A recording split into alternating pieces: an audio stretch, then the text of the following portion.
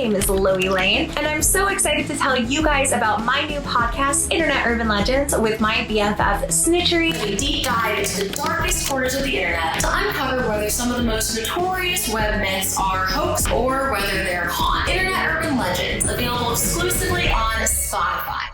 Hello, my loves. Welcome back to my channel, or welcome to my channel if you are new here. Hi, hello, my name is Loey. Today, we're taking a look back into the haunted side of TikTok with one account in particular by the name of Haunted Charlotte. Now, this account focuses on the story of an antique doll who goes by the name of Charlotte, who the poster stumbled across one day, and they brought the doll home, only to realize that something seemed to be attached to it. This account seemingly sprung up overnight, went viral with 5 TikToks back to back, and then disappeared for an unknown reason. And today, we're going to look into the haunting of this haunted doll named Charlotte and the potentially sinister reason why all of this came to such a fast end. Before we do that, I want to say a huge thank you to today's video sponsor, Audible. Audible is your one-stop shop when it comes to all things audio. From audiobooks to podcasts to Audible originals you can't find anywhere else,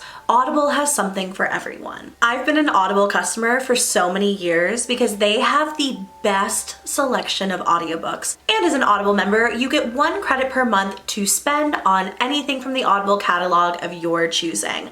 From brand new bestsellers to maybe something a little bit older that's always been on your list as something that you wanted to listen to, you can get them all with your Audible subscription. Audible members also have access to audiobooks included in your membership, as well as podcasts and Audible originals. And you can download and stream any and all of those titles as much as you want. I've been listening to the book I'm Glad My Mom Died by Jeanette McCurdy. This has been like a New York Times bestseller for weeks and weeks and weeks and weeks for a really good reason. The book is truly amazing, but I have to tell you guys, listening to it on Audible is such a unique experience because it's read by the author, Jeanette McCurdy. I love when books are read by the author. I think you get a really intimate kind of feeling with those sorts of pieces, especially when it comes to an autobiography. A lot of us are traveling home for the holidays right now, or maybe we're just at home getting some things done before the holiday season gets into full swing. And why not fill that time with an amazing audiobook, podcast, or Audible original from Audible? If you want to join Audible, you can do so by going to audible.com/Loey or texting Loey to 500-500 in order to get an exclusive 30-day free trial to Audible. Whatever audiobook that you choose to spend your credit on is yours to keep. So this is an amazing free trial. I recommend it to everyone. It's a free book that you get to keep, plus access to the rest of Audible's amazing features. Once again, go to audible.com/Loey or text Loey to 500-500 to get started. Thank you to Audible for sponsoring today's video. And now let's get into the story. Okay, these TikToks, full transparency, have been sitting in a folder on my phone for just like God knows how long. And I kept forgetting about them because in my head, I had looked into the story so extensively. I was really skeptical, really curious about a lot of things. And I thought that I had talked about it with you guys, but it turns out I've just told this story to so many of my friends that I thought I had told it to you. So today we're gonna be sitting down and looking at the Haunted Charlotte TikTok account. The username of the account is haunted_Charlotte, and the poster on this account is showcasing a doll that they purchased from an antique shop. I know that 5 TikToks doesn't sound like a lot, but we basically unfold this entire story through those 5 videos. They were all posted in the month of August, and then the poster dropped off the face of the planet. Fully vanished without a trace, no social media connected to the account. And today we're going to be looking into why that might be, as well as the videos themselves that were posted. So video 1 is pretty simple. We're introduced to Charlotte the haunted doll. And we don't get a ton of background information here. Simply that the doll is named Charlotte, that the person who is posting these videos bought her from an antique shop, and that there is reason to believe she is haunted. I got this doll from a local antique auction. My wife said to get rid of it because she thinks it's haunted and keeps finding random things on the floor. So I decided to leave the house for a bit and film while I was gone.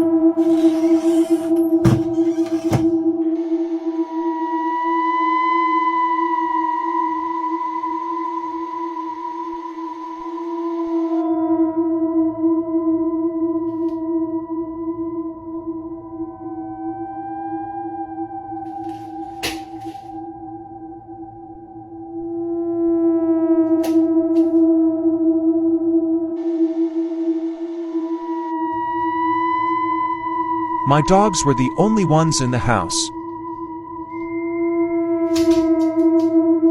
What did he see? I still don't want to get rid of her. Footage in this video shows a bag of chips just like flying off the counter, and then really rapidly right after, what looks like a note being held down by a magnet flying off of the refrigerator. At this point, the small family dog comes into the room and kind of investigates the chips on the floor and whatever came off of the fridge. And the dog kind of looks around and looks at something seemingly off in a corner, then really quickly turns around and walks out. So there's things flying around the kitchen. The dog is acknowledging something that's definitely not there.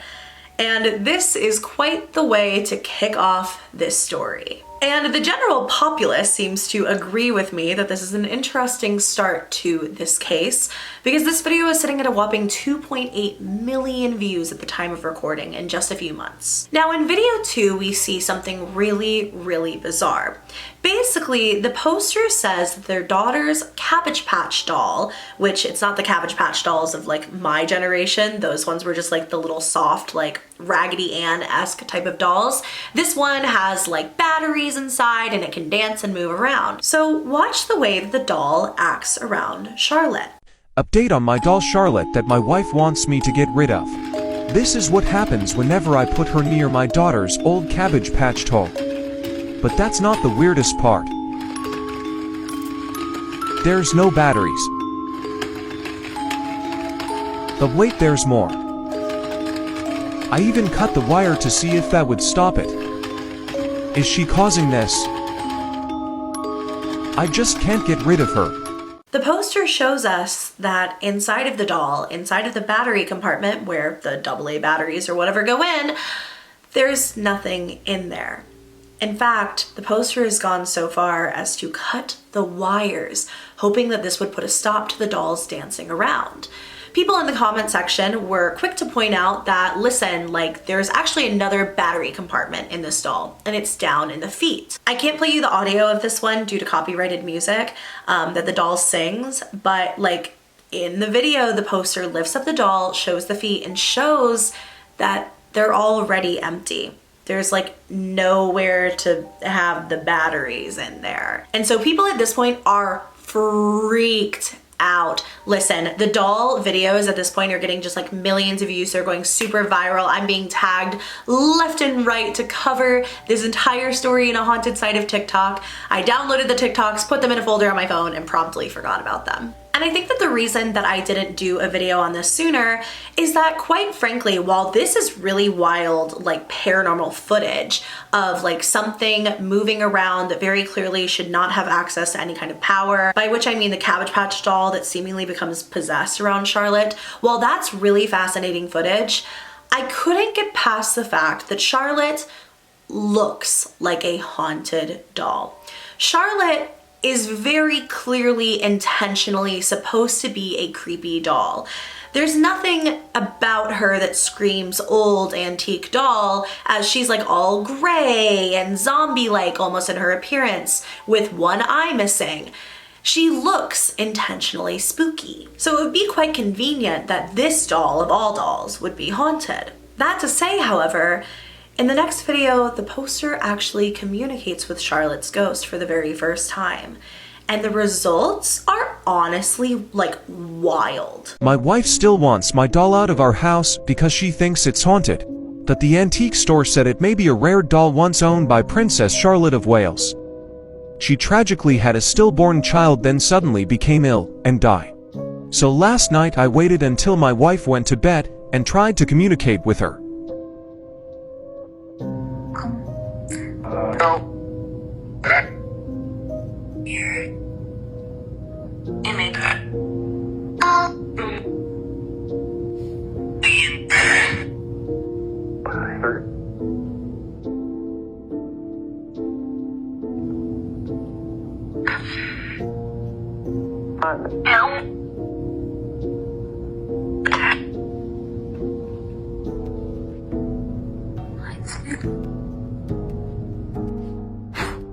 Now, the poster makes a claim that Charlotte could be connected to Princess Charlotte of Wales, with no evidence to back that up, simply that whoever sold them the doll said that it had some kind of connection to Charlotte, Princess of Wales. And the doll seems to tell the poster a full story here, saying that the spirit of whoever this is trapped in the doll, that she can't go back. The communication is crystal clear, and we even see a flashlight directly beside the doll flicker on as she talks to our poster. Also, what the poster is using to talk to Charlotte is a spirit box app by the name of Necrophonic. And this is essentially a sound bank that spirits are supposed to be able to draw from in order to communicate with you. And this was like one of the clearest communications I'd ever heard. And the story was really, really cut and dry. And yeah, it was just fascinating and sad and spooky. Perhaps unsurprisingly at this point, our poster has a really, really serious attachment to Charlotte. The poster has said in multiple videos that they can't bring themselves to get rid of the doll, that they're so attached to her and that she just means so much to them that even though their wife, like multiple times, has said that, you know, she hates the doll and to get the doll out, the poster just can't bring themselves to do it. So Charlotte goes on vacation with the family, and a camera is set up in a corner to watch her as she is alone in a room by herself. My wife was mad I brought my haunted doll Charlotte on our family trip. I left my phone recording in the hotel room while we were out.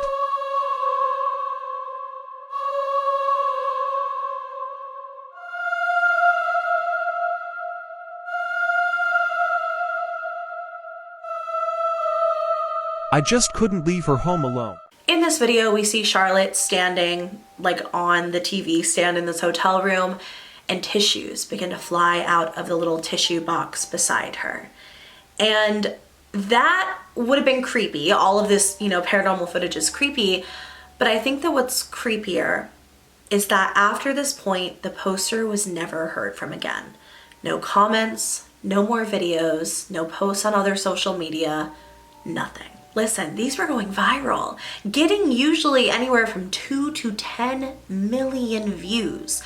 So if it was real paranormal footage, obviously this was like just getting started, and this doll was acting just like in this really intense way, and it probably wouldn't have slowed down. And if it was an ARG or an attempt at like storytelling or something like that, why would you stop once these videos got so many views? It seems that the end of the Haunted Charlotte account came from a lot of people starting to call out the poster for lying. Lying specifically about the nature in which the doll was purchased. As it turned out, the doll was not from an antique shop at all. It was from an Etsy store by the name of Zombie Dolls Store. And the store themselves put out a TikTok essentially calling the original poster a liar, saying like, look, see, this is not from an antique shop, like this is from my Etsy store. None of what you're saying is true, essentially. I even went back on the store's Instagram page and I found a post of the Charlotte doll, I guess like whenever it was completed and ready to sell, back in May of this year. So well before the poster on TikTok ever started posting under the Haunted Charlotte tag. And so now you have to be thinking that it's case closed. Obviously, we have these 5 videos. It seems as though people figured out where the doll was from, called out the poster, and they just went silent, either out of embarrassment or maybe just like an uncertainty of how to move forward. And yeah, that's where the facts of this story end. We know that the doll was purchased from Etsy. We know that the store owner came out and said that the doll was purchased from Etsy. And I do want to say that like, as I'm about to talk a bit about my own sort of like thoughts on this story, the artist who made the Charlotte doll has, of course, every right to come out and say, listen, you're all being duped and this was purchased from me, like none of this is real. Plus what they make is really cool, and I'll have their Etsy shop linked down below. I think that like it's a really cool art form, and the dolls are all really neat. They're all super unique and one of a kind. But I just have like, I guess this sort of internal dilemma at the end of the Haunted Charlotte account. It was so short-lived because obviously we got these 5 videos and then the story stopped in its entirety. But my question to you is, when I said earlier that, you know, whatever this story was, whether it was an attempt at storytelling, whether it was entirely a hoax that the person was just fully pretending was real, ARG stands for alternate reality game. And essentially it's the concept that you can tell a story or exist in a universe that is not quite our own, making it an alternate reality. In this reality, things can happen that are not actually happening in the real world. And it's kind of up to you as the audience of this work to, you know, maybe solve clues or figure out further storylines or whatever. So much of an alternate reality game relies on the fact that it can really submerge you in this world, right? We think about projects like The Sun Vanished, and if you've never heard of The Sun Vanished, it's a Twitter account where essentially the person posting on it woke up one day and the sun was gone, and he's dealing with the repercussions of that and going through this world. People obviously know that in real life they can look outside and the sun is not really gone, and if it's not there, it is in fact nighttime, the sun will return. Just so nobody has a panic attack thinking that the sun has actually vanished. Me when I spread misinformation on the internet. But I guess my question is, like, when do we force people to start saying when they're telling a story? Like with the Haunted Charlotte account, this all came to a close because the artist stepped forward and said, like, no, I made this doll. And the artist, of course, should be able to claim their work, say like, no, that's not an antique doll, that's like mine, like I'm the person who made this, so don't like run around telling people that you just found it in an old thrift shop. But also the shop like taking ownership of that entirely ruins any kind of immersion that you could have in the world of this story. That being said, no one else has consented to being part of this narrative. So, you know, whoever bought this doll very clearly did not tell the shop what it was going to be used for, or else they wouldn't have been so surprised and felt like they needed to do the morally correct thing by letting everyone know the truth. I'm working on an ARG right now, and it's on a bit of a hiatus at the moment. It's a secret. If you find it, you find it, but it's not like attached to me in any way. And I have props in that ARG that I absolutely have bought from like mass retailers and then just DIY'd. So in my ARG, if somebody comes forward and they're like, hey, that's not like X and Y, it's like this very specific like mannequin from Walmart, let's say. It sort of like takes you out of the immersion, but also it's just like a human thing to do. Of course, we're gonna like point out when somebody says one thing, but you know the truth to be something entirely different. So do people have an obligation to own up to an ARG or a work of unfiction only when it's so realistic that it could fool other people? And like when it gets really kind of sci-fi and out of the world of possibilities, like entirely, is that okay that you don't have to say anything? Or do we set a precedent that everyone should have to disclose that what they're putting online is a work of fiction or some kind of storytelling device? It's kind of like this weird question that I really just don't have an answer to because I see all sides. And I hope I made sense while I was sort of like ranting about that, because yeah, it makes me wonder, like, when do you have to say this thing that I'm publishing, that I'm putting online, is made to entertain you, but it's also not real? I don't know. Big questions that I'm asking myself today at the end of this video. For now though, I think that's all the thinking that this little noggin can do before it starts overheating. So I'm gonna go ahead and go. I really hope you guys enjoyed this, and I'm excited to continue the discussion on, like, I guess just like storytelling and how we use social media as a mode of storytelling, and when it's right to tell an audience that what they're taking in isn't real. I'm gonna go ahead and go, but I want to say a huge thank you to my subscriber Maria for being a member of this channel. If you want to join my channel memberships and get extra members exclusive perks, including members exclusive videos, polls, sneak peeks into future projects, and so much more, you can click that little join button. It should be somewhere around the screen. We would love to have you. For now, thank you guys so much for watching. If you did enjoy, go ahead and give me a thumbs up, and please subscribe to my channel if you haven't already. I love you very, very much, and I will see you in my next video. Bye.